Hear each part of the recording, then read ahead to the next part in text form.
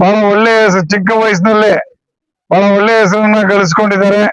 ಪಕ್ಷದ ಕಟ್ಟಾಳಾಗಿ ಅವ್ರು ಎಲ್ಲಿರ್ತಾರೋ ಅವರು ಪ್ರಾಮಾಣಿಕವಾಗಿ ಅಲ್ಲಿ ಕೆಲಸ ಮಾಡಿ ಇದ್ರು ನಗ್ತಾನೆ ಇರ್ತಾನೆ. ಬಹುಶಃ ನಾನು ಸುಮಾರು ಯಾವತ್ತು ಎಲ್ಲರ ಹತ್ರ ನಂಗೆ ಅದೇ ರೀತಿ ಇರ್ತಾನೆ.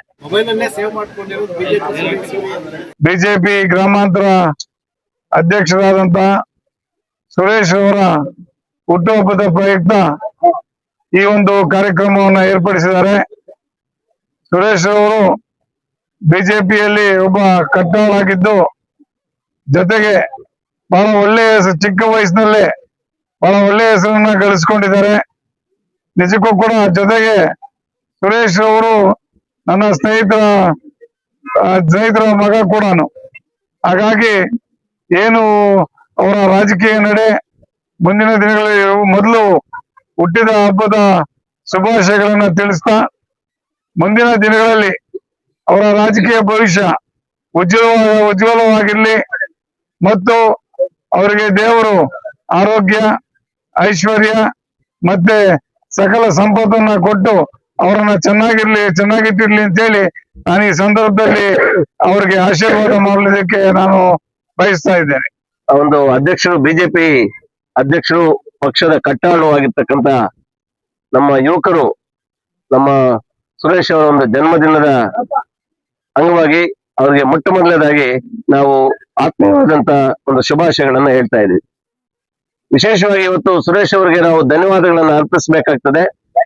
ಯಾಕಂದ್ರೆ ಆ ಗಂಗಮ್ಮ ದೇವಿಯ ಒಂದು ದರ್ಶನ ಮಾಡಿ ಆ ತಾಯಿಯ ಒಂದು ಆಶೀರ್ವಾದವನ್ನ ಪಡೆಯುವಂತ ಒಂದು ಅವಕಾಶವನ್ನು ನಮ್ಗೆ ಕಲ್ಪಿಸಿಕೊಟ್ಟಿದ್ದಕ್ಕೆ ಎರಡನೇದಾಗಿ ನಮ್ಗೆ ಸುರೇಶ್ ಅವರಿಗೆ ನಾವು ಧನ್ಯವಾದಗಳನ್ನ ನಾವೆಲ್ಲರೂ ಕೂಡ ಅರ್ಪಿಸ್ಲಿಕ್ಕೆ ಇಷ್ಟಪಡ್ತೇವೆ. ಮೊದಲಿಂದ ಕೂಡ ನಾನು ಸುರೇಶ್ ಅವರು ನೋಡ್ತಾ ಇದ್ದೀನಿ. ಏನ್ ಇವತ್ತು ಒಂದು NDA ಸರ್ಕಾರ ಇರೋದ್ರಿಂದ ನಾವು ಒಟ್ಟೊಟ್ಟಿಗೆ ಕೆಲಸ ಮಾಡಿರ್ತಕ್ಕಂಥವ್ರು, ಪಕ್ಷದ ಕಟ್ಟಾಳಾಗಿ ಅವ್ರು ಎಲ್ಲಿರ್ತಾರೋ ಅವರು ಪ್ರಾಮಾಣಿಕವಾಗಿ ಅಲ್ಲಿ ಕೆಲಸ ಮಾಡಿ ಎಲ್ಲಿ ಯಾವ ಪಕ್ಷದಲ್ಲಿರ್ತಾರೋ ಆ ಪಕ್ಷಕ್ಕೆ ಒಂದು ಸಾಮಾಜಿಕ ನ್ಯಾಯವನ್ನು ಕೊಡಿಸುವಂತ ಒಬ್ಬ ಕಟ್ಟಾಳು ಅಂತ ಹೇಳಿದ್ರೆ ತಪ್ಪಾಗ್ಲಾರ್ದು. ಸೊ ಒಂದು ಸಮಯ ಪ್ರಜ್ಞೆ ಮತ್ತು ಪಕ್ಷ ನಿಷ್ಠೆ ಮತ್ತು ಎಲ್ಲಾ ರೀತಿಯಲ್ಲೂ ಕೂಡ ರಾಜಕೀಯವಾಗಿ ಬಹಳ ಎತ್ತರಕ್ಕೆ ಬೆಳೀತಾ ಇರ್ತಕ್ಕಂಥ ಒಬ್ಬ ವ್ಯಕ್ತಿ. ನಮ್ಮ ನಾಗರಾಜನವರು ಹೇಳಿದಾಗೆ ಅವರ ಒಂದು ರಾಜಕೀಯ ಭವಿಷ್ಯ ಬಹಳಷ್ಟು ಪ್ರಜ್ವಲವಾಗಿರ್ಲಿ. ಇನ್ನ ಯುವಕರು ಅವ್ರು ಇನ್ನ ಬಹಳಷ್ಟು ರಾಜಕೀಯ ಮಾಡೋದಿದೆ.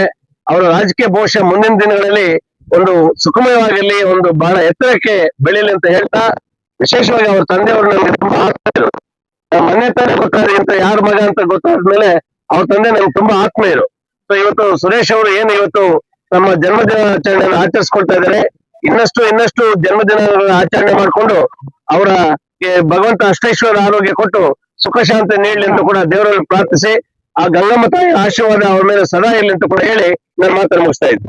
ಸುರೇಶ್ ಅವರ ಒಂದು ಹುಟ್ಟುಹಬ್ಬದ ಆಚರಣೆಯನ್ನ ಮಾಡ್ತಿರ್ತಕ್ಕಂಥ ಸಂದರ್ಭದಲ್ಲಿ ಅವರಿಗೆ ಶುಭಾಶಯವನ್ನು ಕೋರ್ತಾ, ಏನು ನಮ್ಮ ನಾಗಣ್ಣವರು ಅಧ್ಯಕ್ಷರು, ಈಗ ನಮ್ಮ ಸುರೇಶನು ಅಧ್ಯಕ್ಷರು ಒಂದೇ ವೇದಿಕೆ ಮೇಲೆ ಇರ್ತಕ್ಕಂಥ ಸಂದರ್ಭದಲ್ಲಿ ಅವ್ರಿಗೆ ದೇವರು ಆಯುಷು, ಐಶ್ವರ್ಯ, ಅಂತಸ್ತು, ಅಧಿಕಾರ ಎಲ್ಲಾನು ಕೊಟ್ಟು ದೇವರು ಒಂದು ಆಶೀರ್ವಾದ ಇರ್ಲಿ ಅಂತ ಈ ಸಂದರ್ಭದಲ್ಲಿ ಹೇಳ್ತಾ, ಏನು ಯಾಕಂದ್ರೆ ನಮ್ಮ ಸುರೇಶ್ ಯಾವತ್ತು ಇದ್ರು ನಗ್ತಾನೆ ಇರ್ತಾನೆ. ಬಹುಶಃ ನಾನು ಸುಮಾರು ಯಾವತ್ತು ಎಲ್ಲರ ಹತ್ರ ನಂಗೆ ಅದೇ ರೀತಿ ಇರ್ತಾನೆ.